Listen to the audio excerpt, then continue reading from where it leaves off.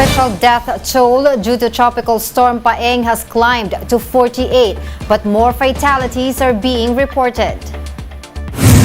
Several areas in Luzon remain under signal number 1 ahead of Paeng's exit from the Philippine territory. And no Filipinos were reported hurt in a stampede in South Korea where over 150 people were killed.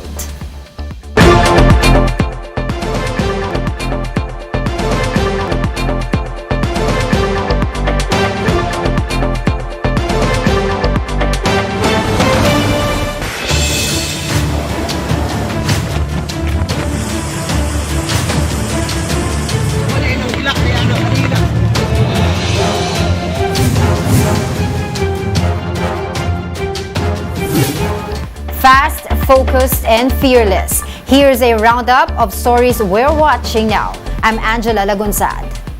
We begin the newscast with updates from the Maguindanao provinces following the onslaught of Tropical Storm Paeng. For the details, reporting live on the ground is Mon Gualvez. Mon, how's the situation there? Angela, retrieval operations are still underway here in the town of Dato-Odin Sinsuat in Maguindanao del Norte, where about 200 houses were buried by a landslide. Authorities are manually digging the thick mud and sand off of Sitio Tinabon. There was supposed to be lines of homes here, but none can be distinguished now because of the damage. The landslide that caused all this went as high as 5 feet.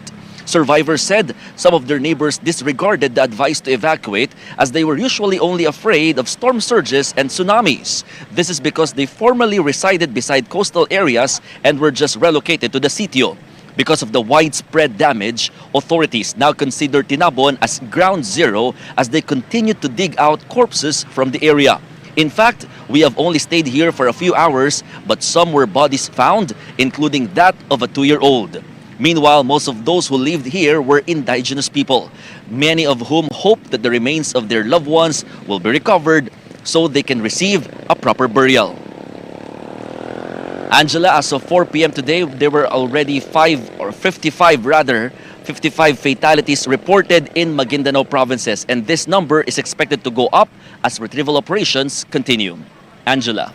Thank you and stay safe. That was Mon Gualvez reporting live from Maguindanao del Norte. Meanwhile, the NDRRMC reports at least 48 deaths across the country due to Tropical Storm Paeng. As of Sunday morning, 37 fatalities have been confirmed by the agency, while 11 are still up for validation. Over 30 of these individuals are from the Bangsamoro region. More than 277,000 families, or around 932,000 people, have been affected by Paeng in over 10 regions. Some 168,000 were served in various evacuation centers. Meanwhile, initial damage to agriculture in Regions 6 and 12 now stands at almost 55 million pesos. Tropical Storm Paeng has exited the Luzon landmass and is now over the West Philippine Sea.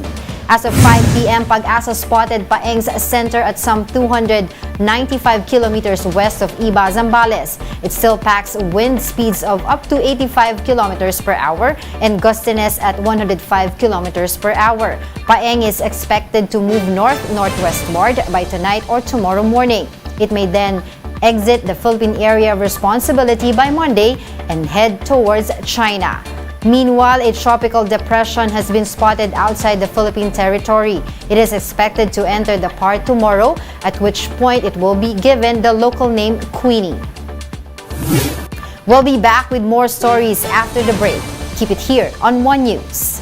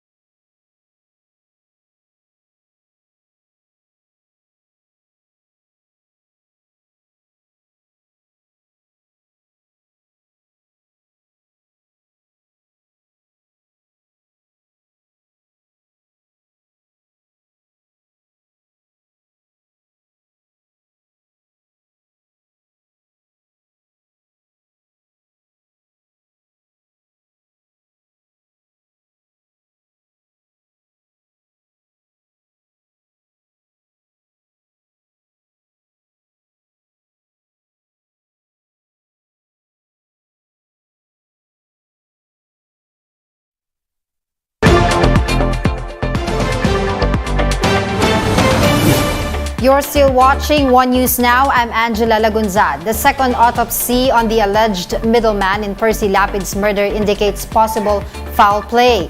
His controversial death has since prompted calls for reforms in the country's prison system. Mobile journalist Jacob Lazaro with the details. The New Bilibid prison has long been hounded by a cascade of problems.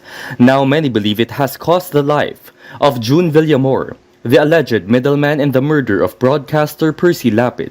Prison reform advocate Raymond Narag said, the problems in the National Penitentiary are deeply rooted. Narag said the New Bilibid prison is only meant for a maximum of 16,000 inmates, but its current population is at 28,500. So talagang siksikan sila dyan sa loob. Pangalawa, kakulungan ng empleyado, right? Ideally, there's one jail prison officer for every 7 inmates. But Narag said, the ratio even reaches 1 to 500.